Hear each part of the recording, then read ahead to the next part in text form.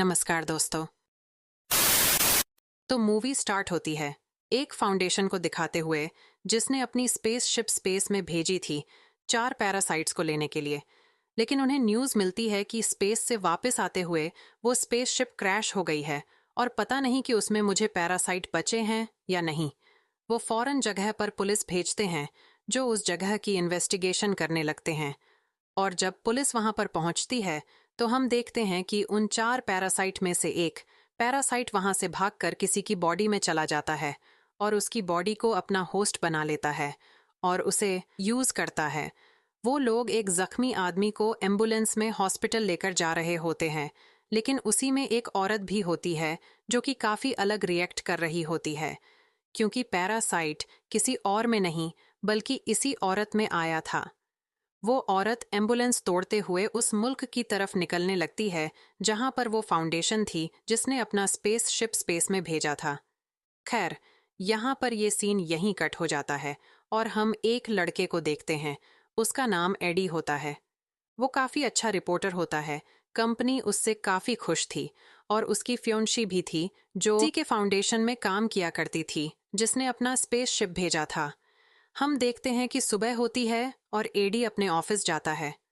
उसका बॉस उससे कहता है कि तुम काफी अच्छा काम करते हो और आज जो टास्क मैं तुम्हें देने जा रहा हूं तुमने उसको भी अच्छे से करना है। दरअसल आज तुमने इंटरव्यू लेना है उसे फाउंडेशन के सीईओ से, यानी उसी कंपनी के ओनर से। तुमने उससे पूछना है कि उसने अपना स्पेस शिप स्पेस में क्यों भेजा और ये सारे पैरासाइट का क्या चक्कर है। याद रहे, तुम उसे इसके अलावा कोई एक्स्ट्रा बात मत करना, क्योंकि वो काफी रिच और खराब आदमी है। अगर तुमने उसकी पसंद की कोई बात न की तो वो तुम्हें मरवा भी सकता है। तो एडी अपने बॉस से कहते हैं कि ठीक है, आप परेशान न हो, मैं उनका अच्छे से इंटरव्यू लूंगा और उनसे सिर्फ उनकी इन्वेंशन और डिस्कवरी के बारे में पूछूंगा। बस फिर रात को हम देखते हैं कि एडी अपने घर जाता है और उसके सामने उसकी जीएफ का लैपटॉप पड़ा होता है जिस पर उसे किसी की मेल आती है और वो उसी फाउंडेशन की तरफ से थी। वो फाउंडेशन के किसी मेंबर ने उसे भेजी थी कि ये फाउंडेशन ठीक नहीं है, ये लोगों की जान ले रही है और ये तुम्हें भी यूज करेगी, तुम इसको छोड़ दो। उसमें एक्सपेरिमेंट की सारी डिटेल होती है कि वो पैरासाइट्स कौन है, कहाँ से आई और उनके क्या क्या एक्सपेरिमेंट किए जाने वाले हैं। मासूम लोगों को भी इसके लिए यूज किया जाएगा। एडी को जब पता चलता है तो वो सोचता है कि मेरे पास अच्छा मौका है, सुबह मेरा उस आदमी के साथ इंटरव्यू है तो मैं उससे सारी बातें पूछूंगा। वैसे तो मेरे बॉस ने मुझे मना किया है, लेकिन ये खबर काफी रॉकिंग बन सकती है। फिर हम देखते हैं कि वही सीईओ काफी बुरा आदमी होता है। सब लोग उससे काफी डरते थे और यही इस मूवी का विलेन भी है। अब एडी का इंटरव्यू का टाइम हो चुका था तो वो उसके पास आ जाता है और उन लोगों का इंटरव्यू स्टार्ट होता है। शुरू में तो एडी उससे ऐसे सवाल करता है कि बताए आपने स्पेस में क्या क्या डिस्कवरी की है। फाउंडेशन का ऑनर काफी अच्छे से बातों का जवाब दे रहा होता है, लेकिन तभी एडी अपने सवाल चेंज करने लगता है और उससे कहता है कि मैंने सुना है कि आप अपने एक्सपेरिमेंट के लिए इंसानों को चुनने वाले हैं, उनकी जान के साथ खेलकर अपने एक्सपेरिमेंट्स को सक्सेसफुल बनाने वाले हैं।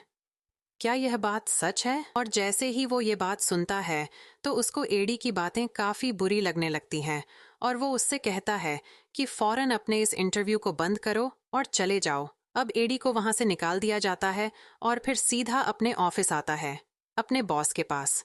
उसका बॉस भी काफी गुस्सा होता है कि मेरे मना करने के बावजूद तुमने उससे टक्कर क्यों ली। अब जो इसका नतीजा होगा, जो इसकी वजह से होने वाला है, उसके लिए तुम खुद तैयार रहना। उसका बॉस उसे गुस्से में जॉब से निकाल देता है और दूसरी तरफ उसकी जीएफ को भी जॉब से निकाल दिया जाता है, जिसकी वजह से एडी की जीएफ एडी से बहुत ज्यादा गुस्सा होती है और कहती है कि मैं तुमसे ब्रेकअप कर रही हूँ, तुम्हारी वजह से हम दोनों की जॉब चली गई। जिसकी वजह से वो उससे सारे लिंक खत्म करके उससे दूर हो जाती है। यहाँ पर सीन चेंज होता है और हम देखते हैं कि रात है, बारिश हो रही है और वही औरत हमें दिखाई जाती है जिसकी बॉडी में वो पैरासाइट चला गया था। वो वहां पर पड़ी हुई चीजें खाने लगती है, लेकिन तभी उसके पास कुछ बुरे लोग आ जाते हैं वो लोग उनकी डिफरेंट फॉर्म्स बनाकर एक्सपेरिमेंट कर रहे थे कि यह किस फॉर्म में ज्यादा ताकतवर रहता है। वो शीशे के बॉक्स में खरगोश को रखते हैं और उस पैरासाइट को छोड़ देते हैं, यह देखने के लिए कि यह पैरासाइट इस खरगोश के साथ क्या करता है। उस फाउंडेशन का ऑनर भी वहां पर होता है और वहां पर उसकी वर्कर भी होती है, जो कि एक्सपेरिमेंट होते हुए देख रही थी। शुरू में तो उन लोगों को लगता है कि जैसे रैबिट और पैरासाइट में काफी अच्छी बॉन्डिंग बन गई है और ये दोनों मिक्स होकर और ज्यादा पावरफुल हो गए हैं। लेकिन कुछ ही देर में उस रैबिट की मौत हो जाती है, वो मर जाता है और उनका ये एक्सपेरिमेंट न काम रहा। एडी को न्यूज से पता चलता है कि उस फाउंडेशन का ऑनर और प्लान्स कर रहा है अपनी ओर स्पेसशिप भेजने के लिए, और वो जानता था कि अगर उसने ऐसा किया तो और भी कई जाने जाएंगी जैसे पहले गई है। रास्ते में उसे एक औरत मिलती है जो उससे कहती है कि आप मुझसे अखबार खरीद लें। एडी उससे अखबार खरीदता है और एक स्टोर में आ जाता है। वहां पर एक चोर आता है और स्टोर को लूटने लगता है, लेकिन एडी छिपकर अपनी चीजें लेता है और पैसे देकर वापस आ जाता है। दूसरी तरफ हम उसी फाउंडेशन कंपनी की लैब को देखते हैं जहां पर वो ऑनर होता है उसी क्लासेस वाली वर्कर के साथ, और अब वो जानवर की बजाय किसी इंसान पर पैरासाइट के साथ एक्सपेरिमेंट कर रहे होते हैं। लेकिन वो पैरासाइट इंसान की बॉडी के साथ भी नहीं मिल पाता और उसकी जान ले लेता है। उस क्लासेस वाली लड़की को ये सब देखकर काफी बुरा लग रहा होता है।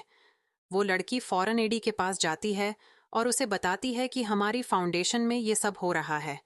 वो उसे मदद मांगती है, लेकिन एडी कहता है कि मैंने अब ये सब छोड़ दिया है और मैं अब किसी से बिना वजह टक्कर नहीं लेने वाला।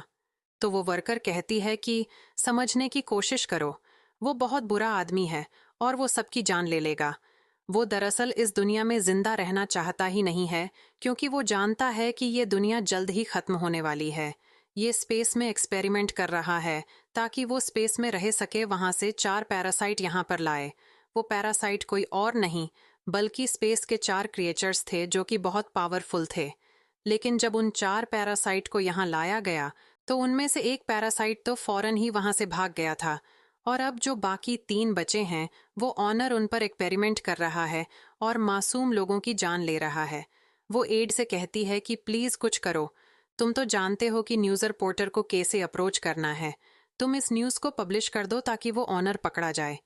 मुझसे नहीं बर्दाश्त होता कि लोग मर रहे हैं। तो एडी कहता है कि ठीक है, मैं सारी बात समझ गया, तुम परेशान ना हो, मैं जल्दी कुछ करता हूँ। एडी चुपके से लैब जाता है जहां वो देखता है कि इंसानों पर एक्सपेरिमेंट हो रहे हैं। वो प्रूफ के तौर पर, एविडेंस के तौर पर उन सब लोगों की पिक्चर्स लेने लगता है। तो उसे पता चलता है कि जिस औरत से वो अखबार लिया करता था वो भी वहां पर है।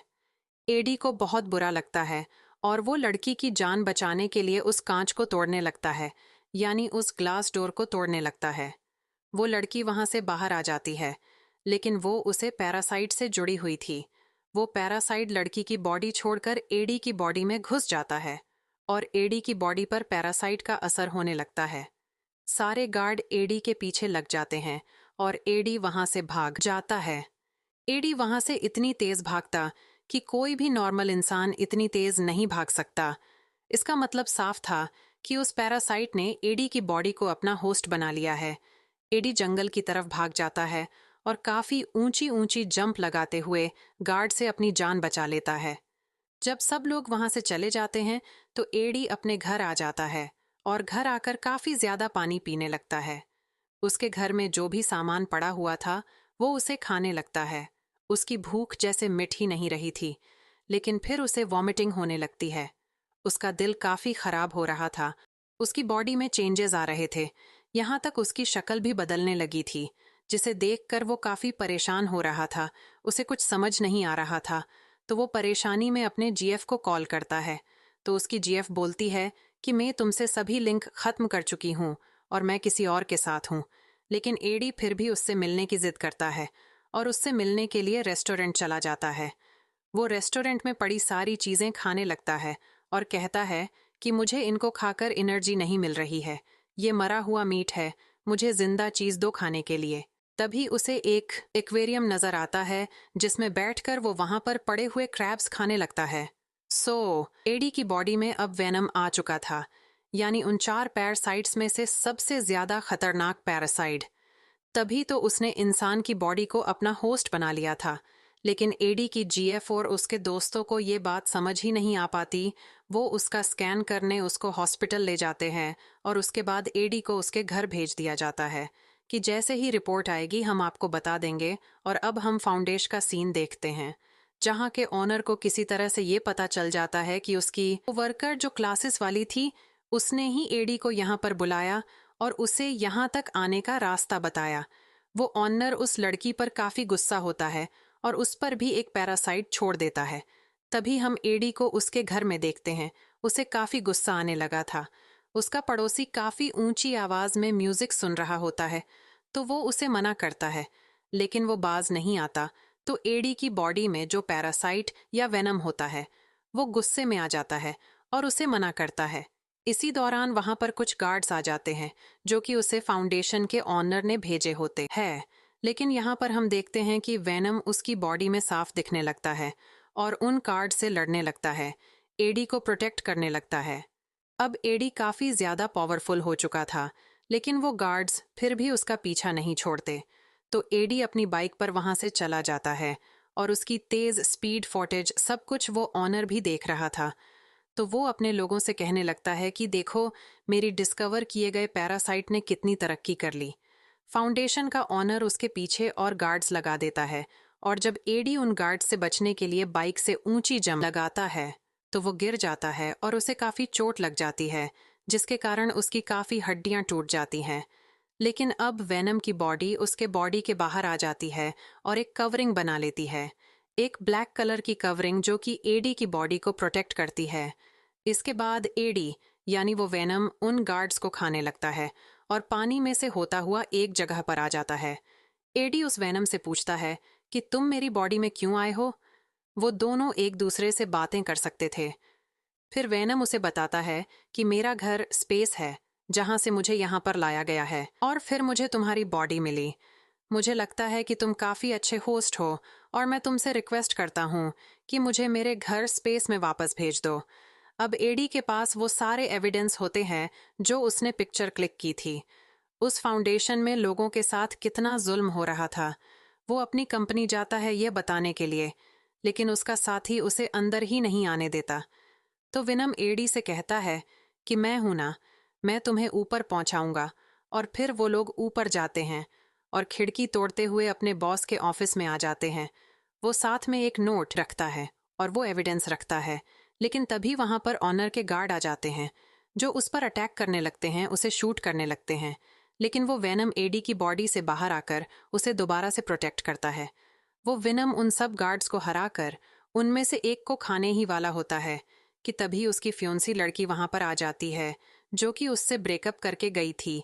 एडी इंसानी शक्ल में वापस आ जाता है और उससे कहता है कि तुम यहाँ पर क्या कर रही हो। तो वो लड़की उससे बोलती है कि तुम जानते हो ना, तुम्हारा इलाज चल रहा है, तो तुम यहाँ क्या कर रहे हो। तुम फौरन से मेरे साथ चलो, इससे पहले कि कोई मसला हो जाए। और वो दोनों हॉस्पिटल आते हैं और उसकी पुरानी जीएफ का दोस्त उसका दोबारा से स्कैन करता है और फाइनली वो यहाँ पर सक्सेसफुल हो जाते हैं एडी की बॉडी से उस वेनम को निकालने में। वेनम के निकलने पर एडी काफ़ी लाइट फील कर होता है और खुश होता है और वेनम से कहता है, मैं भी नहीं चाहता था कि तुम मेरी बॉडी में आओ। लेकिन साथ ही उस फाउंडेशन के ऑनर के लोग उसे दोबारा किडनैप करके ले जाते हैं और अब उसे उस ऑनर के सामने लेके आया जाता है और हमें पता चलता है कि उस फाउंडेशन के ऑनर में भी वो पैरासाइट आ चुका था जो कि किसी बच्ची ने उसकी बॉडी में ट्रांसफ़र किया था। वो ऑनर एडी से कहने लगता है कि तुम्हारी बॉडी में जो पैरासाइट है वो मुझे दे दो।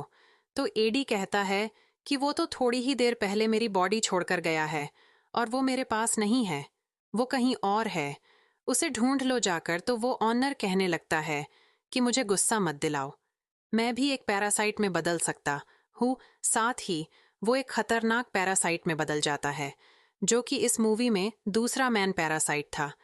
फिर एडी बोलता है कि प्लीज़ तुम मुझे इससे मत डराओ और तुम्हें इस पर इतना मान है ना, थोड़ी ही देर में तुम भी थक जाओगे और यह तुम पर अपना पूरी तरह से कंट्रोल कर लेगा। तो ऑनर कहता है कि मुझे इससे कोई फर्क नहीं पड़ता, जब एडी उसकी किसी बात का जवाब नहीं देता, तो वो अपने गार्ड से कहता है कि इसको यहाँ से धक्के देकर बाहर निकाल दो और इसे मार डालो। लेकिन तभी हम देखते हैं कि एडी की जीएफ की बॉडी में वेनम दोबारा से आ जाता है और गार्ड से एडी की जान बचा लेता है। और वो वेनम अब दोबारा एडी की बॉडी में आ चुका होता है। यहाँ एडी और उसकी जीएफ में भी दोस्ती हो जाती है। अब वो वेनम एडी से कहता है कि देखो, वो सब एक्सपेरिमेंट कर चुका है और अब वो स्पेस में आना चाहता है, क्योंकि उसका ये प्लान है कि वो स्पेस से और ज्यादा पैरासाइट धरती पर लाए। लेकिन एक बात याद रखना, अगर वो सारे पैरासाइट यहाँ पर आ गए तो दुनिया को तबाह कर देंगे और लोगों को खा जाएंगे। अब वो ऑनर अपने फाउंडेशन में दूसरा स्पेसशिप लॉन्च करने की बातें करने लगता है। सारे वर्कर्स उसे समझाने लगते हैं कि वहां जाना अभी किसी खतरे से खाली नहीं है, क्योंकि सारे पैरासाइट आपके खिलाफ हो चुके हैं और तो और लोग भी आपका साथ नहीं दे रहे हैं। तो ये बात सुनकर वो वहां पर मौजूद सारे वर्कर्स को मार देता है और खुद ही वो स्पेसशिप लॉन्च करने लगता है। लेकिन तभी वहां पर वेनम भी आ जाता है और उन दोनों में वहां काफी ज्यादा लड़ाई होती है, क्योंकि वेनम नहीं चाहता था कि ये ओनर उसकी दुनिया पर जाकर कब्जा करे और उसके साथ ही पैरासाइट को यहाँ पर लाए। और यहाँ पर हम देखते हैं कि वो ऑनर काफी ज्यादा स्ट्रांग हो जाता है और वेनम यानी एडी को वहां से मारकर स्पेसशिप के अंदर चला जाता है। लेकिन वेनम मर कैसे सकता था? वो एडी की बॉडी में दोबारा आता है और उसी स्पेसशिप की तरफ जंप करता है। और जिस चीज से उस ऑनर ने एडी पर अटैक किया था, वो उसी वेपन से स्पेसशिप को डैमेज कर देता है, जिससे उसका सारा फ्यूल नीचे गिरने लगता है और वो स्पेसशिप ब्लास्ट कर जाती है।